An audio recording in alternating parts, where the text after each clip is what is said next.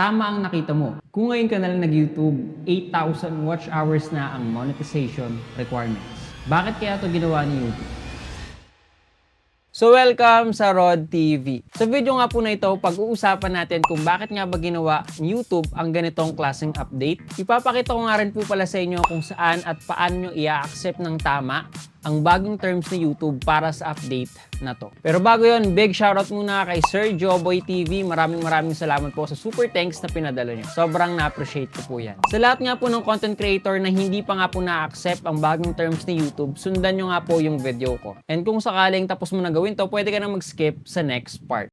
Sa YouTube Studio app nyo nga po, makikita nyo agad yan sa taas. In case nga po na na-X mo ito, makikita nyo naman yan dito sa notification. Scroll nyo lang sa dulo para makita nyo yung update.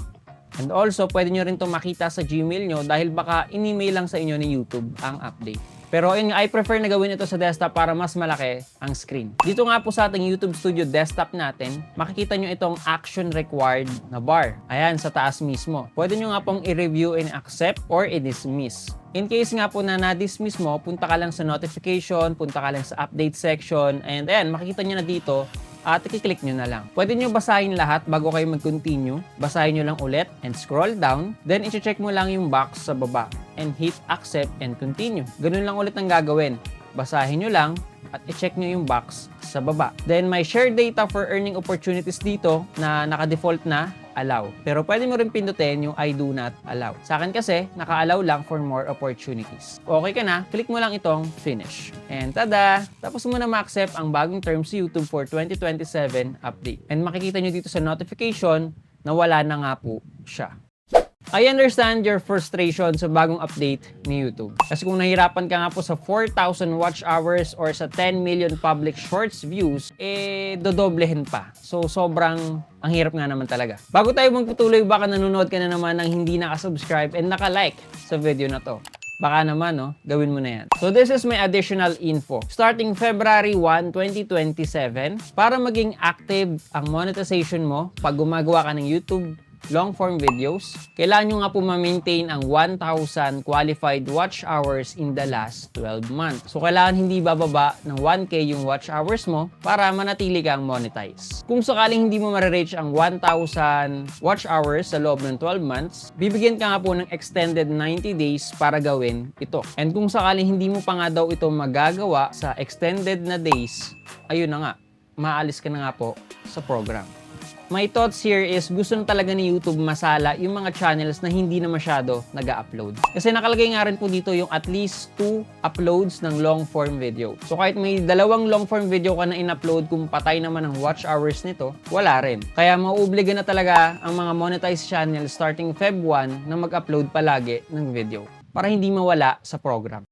Kung shorts creator ka naman, kailangan nyo nga po i-maintain ang 1 million qualified shorts views in the last 90 days. So, try natin padali ng explanation. Starting Feb 1, kung short creator ka, para ma-monetize, kailangan mo ng 20 million qualified shorts views. Kailangan mo naman ng 10 million qualified shorts views para kumita or makuha ang revenue mo from shorts pool. At para naman mapanatili na monetize ang channel mo, kailangan mo i-maintain ang 1 million qualified shorts views over 90 days. Kaya ko to linlinaw sa inyo or sinasabi dahil hindi ko nga po ito nabanggit sa nakaraang video ko.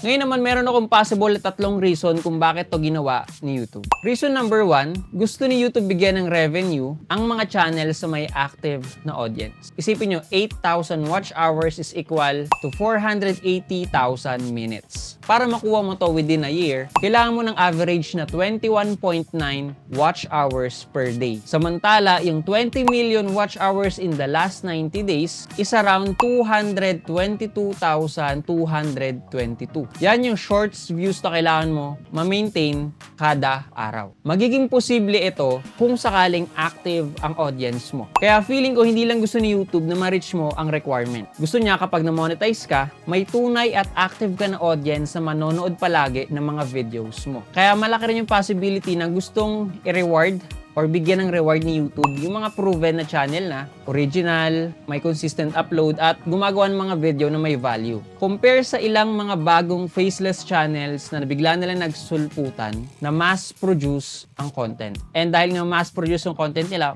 possible mabilis lang nila ma-reach ang monetization. Kaya minimake sure na ni YouTube na hindi lang views ang meron sa channel mo. Ang kailangan niya is mga totoong tao na kumukonsumo palagi ng mga contents mo. Kaya sa tingin ko yung dagdag ng 4,000 watch hours sa dating 4,000 lang ay hindi lang simpleng pagtaas ng requirement. Posibleng ginagamit nila ito bilang additional proof na may totoong audience demand ang channel mo.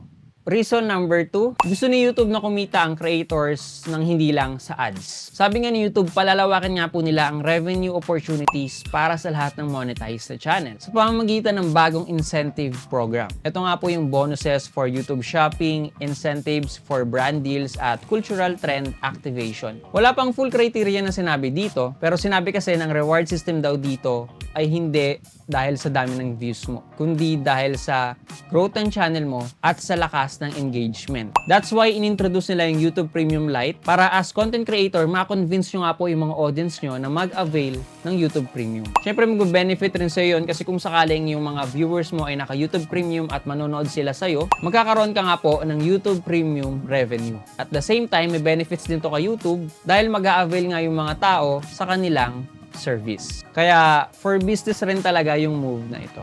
Although marami na talagang way para kumita sa YouTube, hindi lang sa ads. Pero yun nga, this 2027, dadagdagan pa nga nila ito ng panibagong earning option. Reason number 3, mas madali na nga daw ma-reach ang 4,000 watch hours sa year 2026. Ito para sa akin interesting to.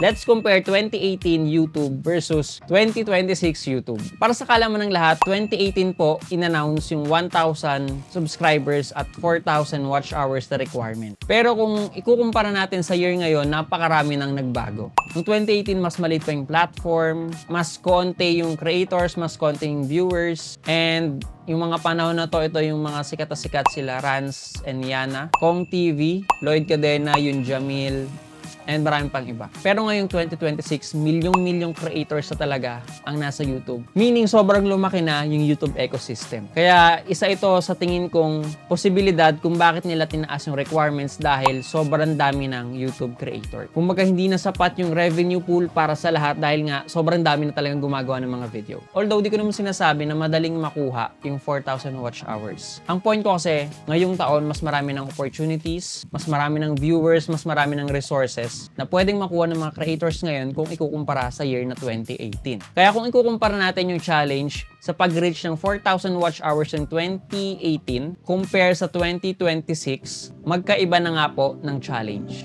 Posibleng isa ito sa mga nakita ni YouTube, kaya mas nagtaas siya ng monetization requirement bar. Curious ako malaman kung ano ang opinion mo sa update ni YouTube. Kaya i-comment mo naman sa baba kung affected ka sa nangyaring update or hindi ka naman affected. Pag pinusuan ko nga po yan, ibig sabihin nabasa ko na po yan. Panoorin nyo rin pala yung full video explanation ko sa update ni YouTube dahil marami ka pang malalaman sa video na yan. Again, thanks for watching. This is Rod TV and peace out.